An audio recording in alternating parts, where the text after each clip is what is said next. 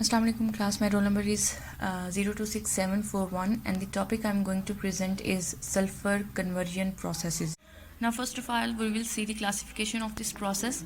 Number one is dry process. In this reaction we use vapor phase reactant.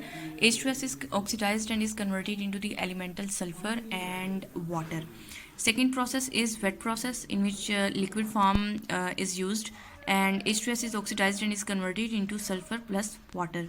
Third one is thermal cracking, in which H2S is converted into elemental sulfur plus hydrogen. Class oxidation और selective oxidation जो है ये dry process की दो examples हैं.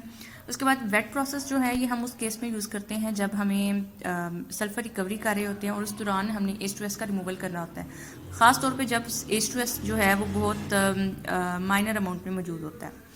Mainly हम discuss करेंगे यहाँ पे क्लास प्रोसेस को. In Claus process there is a thermal stage that is followed by 2 or 3 catalytic reactor stages. जो सबसे पहले थर्मल स्टेज है ये 3 पार्ट्स पे कंसिस्ट करती है. Number 1 is reaction furnace, number 2 is waste heat boiler and number 3 is condenser. Mainly जो thermal stage है यहाँ पे जो रिएक्शन हो रहा होता है उसमें हाइड्रोजन सल्फाइड जो है ये कंबस्चन एयर जो है इसको ऑक्सीडाइज करके सल्फर डाइऑक्साइड बना देती है. अब नेक्स्ट हमारे पास जो थर्मल स्टेज के बाद चीज़ आती है वो हमारे पास होती हैं 2 या 3 कैटालिटिक स्टेजेस होती हैं. कैटालिटिक स्टेज जो है वो इन 3 पार्ट्स पे कंसिस्ट करती है, फीड हीटर पे, कैटालिटिक बेड और सल्फर कंडेंसर पे.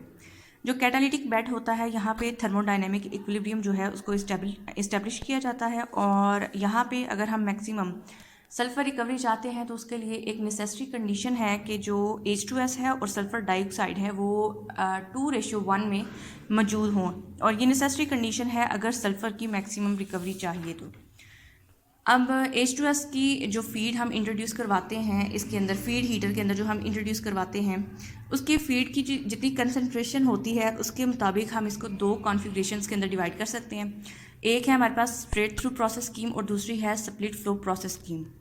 अब जो स्ट्रेट थ्रू प्रोसेस स्कीम है उसमें जो हम रिएक्टर है हमारा उसके अंदर हम कंबस्चन एयर को इंट्रोड्यूस करवाते हैं और साथ में एसिड गैस को इंट्रोड्यूस करवाते हैं. ये दोनों हमारे मेन रिएक्टेंट हैं. जो एसिड गैस हम इंट्रोड्यूस करवाते हैं उसमें तकरीबन 50 मोल जो है वो हाइड्रोजन सल्फाइड के मौजूद होते हैं और इन दोनों को हम इंट्रोड्यूस करवा देते हैं अपने सल्फाइड के मौजूद होते हैं और इन दोनों को हम इंट्रोड्यूस करवा देते हैं अपने रिएक्टर फर्नेस के अंदर. और जो हमारे पास यहाँ पे इस प्रोसेस के थ्रू यानी कि स्ट्रेट प्रोसेस जो है इसके थ्रू जो सल्फ़र की रिकवरी होती है दैट इज़ ऑलमोस्ट 96 to 97%. और जो हमारे पास दूसरा प्रोसेस है स्प्लिट फ्लो प्रोसेस, इस स्कीम में हमने एसिड गैस जो इंट्रोड्यूस करवाना होता है उसके अंदर ऑलमोस्ट 30 to 50 मोल्स H2S जो है वो मौजूद होता है. अब मेनली इसको स्प्लिट प्रोसेस इसलिए कहते हैं क्योंकि हमने जो यहाँ पे हमारा दूसरा रिएक्टेंट है जो कि एसिड गैस है उसकी तकरीबन हमने 1/3 अमाउंट जो है वो फर्नेस के अंदर इंट्रोड्यूस करवानी है. यानी कंप्लीट अमाउंट नहीं इंट्रोड्यूस करवानी, just 1/3 part of that air will be introduced into the furnace. Combustion air और 1/3 पार्ट ऑफ एसिड गैस जो है वो फर्नेस के अंदर चले जाएंगे मेन रिएक्शन के लिए, और जो रिमेनिंग गैस होगी, रिमेनिंग एसिड गैस का जो पोर्शन होगा वो जो हमारे पास बर्नर है उसके अंदर जो एग्जिट गैसेस मौजूद होंगी उनके साथ मिक्सअप हो जाएगा. अब इस डायग्राम में ये जो फर्स्ट 3 पार्ट हैं लाइक ये जो है रिएक्शन फर्नेस, उसके बाद बॉयलर और कंडेंसर, ये तीनों पार्ट जो हैं ये इस प्रोसेस में जो है फर्स्ट स्टेज उसको रिप्रेजेंट करते हैं जो कि थी थर्मल स्टेज. अब जो रिएक्शन फर्नेस है यहाँ पे एयर और एसिड गैस जो है जितनी भी रिएक्शन की रिक्वायरमेंट है उसके अकॉर्डिंग हम इनकी कंसनट्रेशंस जो हैं वो ऐड कर देंगे. रिएक्शन फर्नेस के अंदर जब रिएक्शन होगा तो टेम्परेचर जो है वो 1200 डिग्री सेल्सियस से एक्सीड कर जाता है और रिएक्शन जो है वो हाईली एक्सोथर्मिक होता है. अब जो हमने हीट है उसको हम रिकवर करते हैं यहाँ बॉयलर के अंदर. बॉयलर के अंदर हीट जो है वो रिकवर की जाती है in the form of HPS that is high pressure steam. High pressure steam की फॉर्म में जो है वो गैस रिकवर कर ली जाती है और हीट जो है वो रिकवर कर ली जाती है और जो रिएक्शन गैसेस होती हैं वो आगे नेक्स्ट कंडेंसर में मूव कर जाती हैं जहाँ पे उनका टेम्परेचर जो है वो ऑलमोस्ट 160 to 190 डिग्री सेल्सियस तक मेंटेन कर लिया जाता है.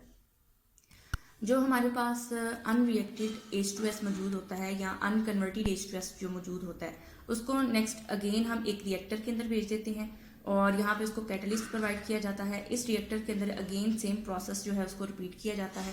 प्रोसेसेस जो हैं वो सेम रिपीट होते रहते हैं जब तक कि सारा H2S जो है वो सल्फ़र एलिमेंटल सल्फ़र के अंदर कन्वर्ट नहीं हो जाता, तब तक इन प्रोसेसेस को अगेन एंड अगेन रिपीट किया जाता है।